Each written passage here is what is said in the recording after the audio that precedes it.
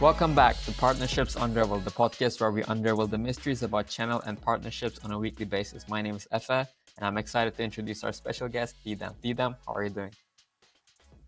I'm perfect, thank you. I've been up early, came into this meeting with a lot of energy after my morning gym session, so all good. How are you? I'm doing good as well. I went to a gym yesterday, so it always makes me more energized. Didem, for those who may not know you, could you give us a bit of an introduction of who you are, where you come from? Sure. So my name is Didem Kindstrand. I lead the EMEA North Channel team at Splunk, now a formerly Cisco company.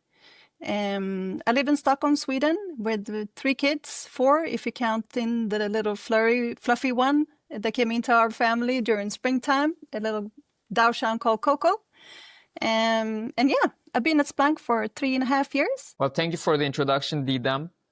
We all know and heard about the Cisco Splunk integration. And I'm really curious, I want to dive a bit into this integration and how you've been navigating it, because I feel like focus becomes everything when these kind of integrations, because Cisco is a really large giant in the space and they have a lot of partners. And I can imagine that when this integration starts happening, a lot of partners showed interest in Splunk. How did you make sure that you were focused on the right partners and didn't stretch your resources too thinly? Yeah, that's a very interesting question to double down on, right? I mean, with an integration, it comes uncertainty for a lot of people. Change is stressful. So, I mean, our first action was just to have a tighter flow of communication, to keep everyone in the team on board exactly about what changes and how. And I think also the fact that we are having a phased integration, it has really helped my team as well as the broader ecosystem. But I think, I mean, chat communities, the always available type of approach as a leader to have everyone on board and that always on kind of attitude to calm the organization down. That's really helpful in an integration scenario as I see it. Yeah, and you mentioned that, Cisco has much larger resources. They're a bigger company, and you said Splunk maybe has a fraction of that in terms of how big your team is. Did you have to make some changes in your team to make sure that you were focusing on the right things? But how did that transition look like for your team? I mean, something really interesting to happen is that a lot of partnerships that came along also are present across the border. That actually helped my team to work closer together as a team because you had that group structure of partnerships coming in. So I think that's been very fun to work closer aligned as a team, and we also been helping each other out in a much better way from a day-to-day perspective. Yeah.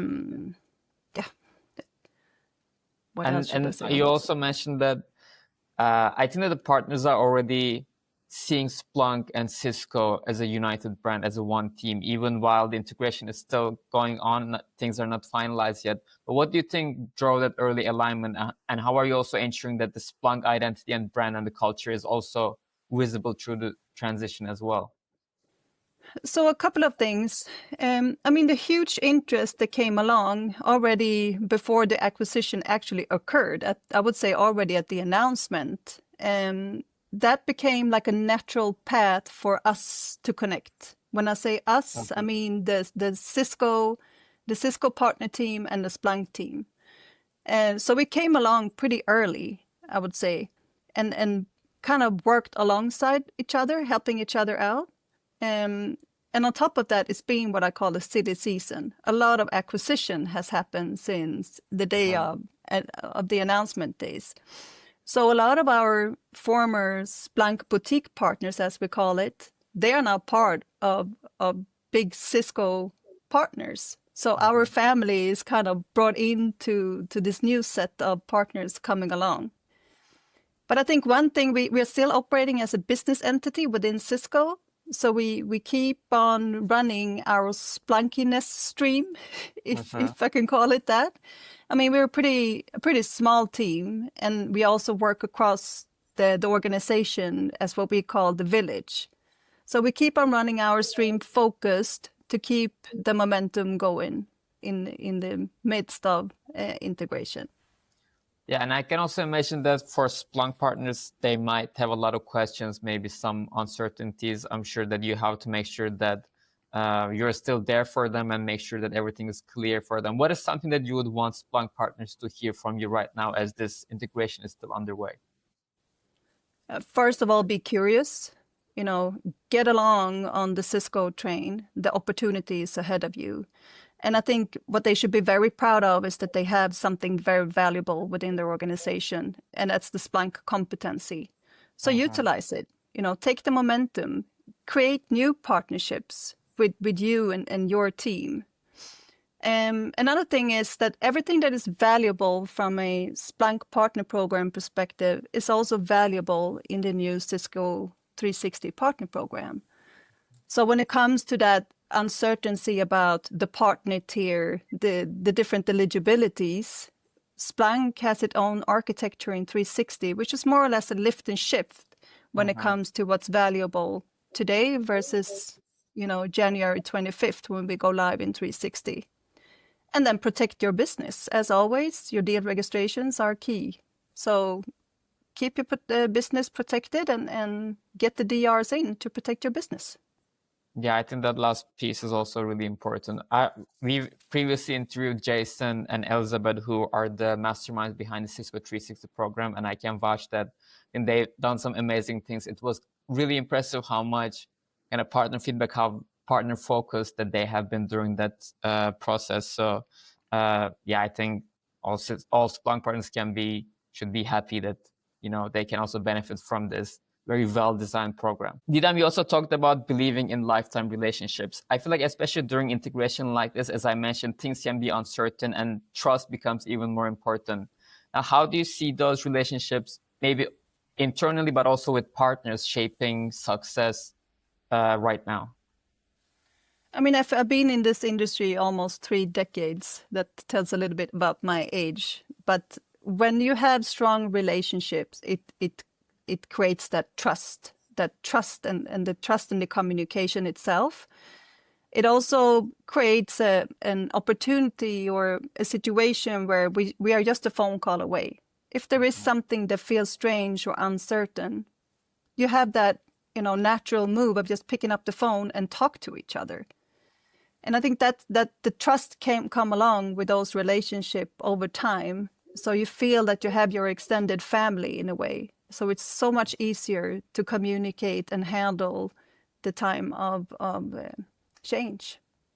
Yeah, I fully agree with you. I think, as I mentioned, I think trust is built in hard times, during challenging times. I feel like when things could go wrong and you're still there for your partners, I think it really builds trust over time. Because when things are easy, when things are going well, it's not hard to be there for each other. But I think during these times, you can really prove that we are there for our partners.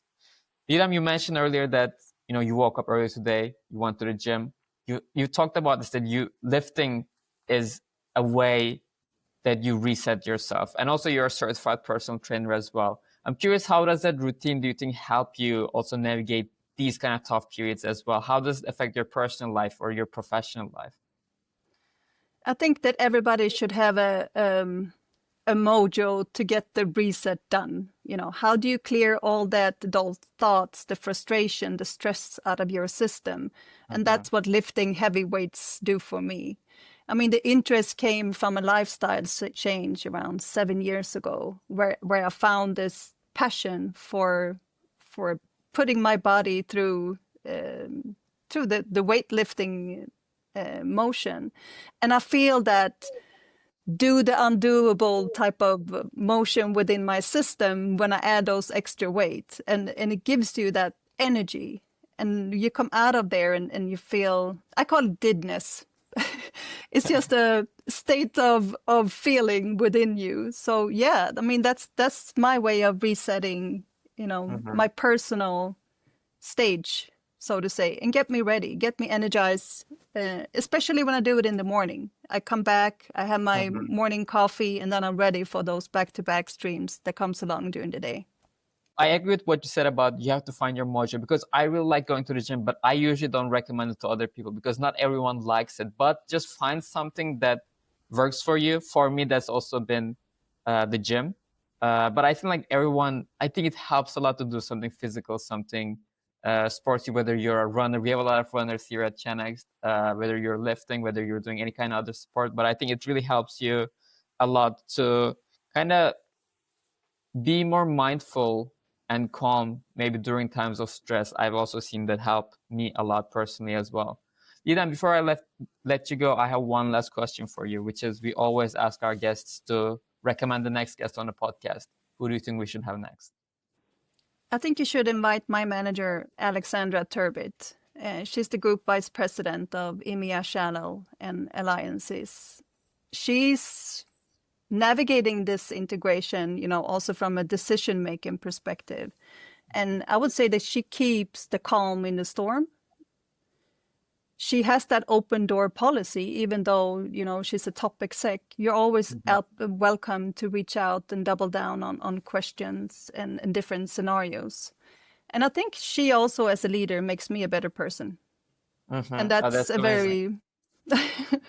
So, and on the top of that, she's a fantastic person. So I think that would be an interesting individual to sit down with. Amazing. I would love to talk to Alexandra more in detail about this integration. I think it's super interesting, and I'm sure that a lot of our audience has a lot of questions and wants to know more about that as well. Well, thank you, Didem, for joining us. And Alexandra, I'll make sure to reach out to you and see you in the next episode. Thank you, Efe, for having me.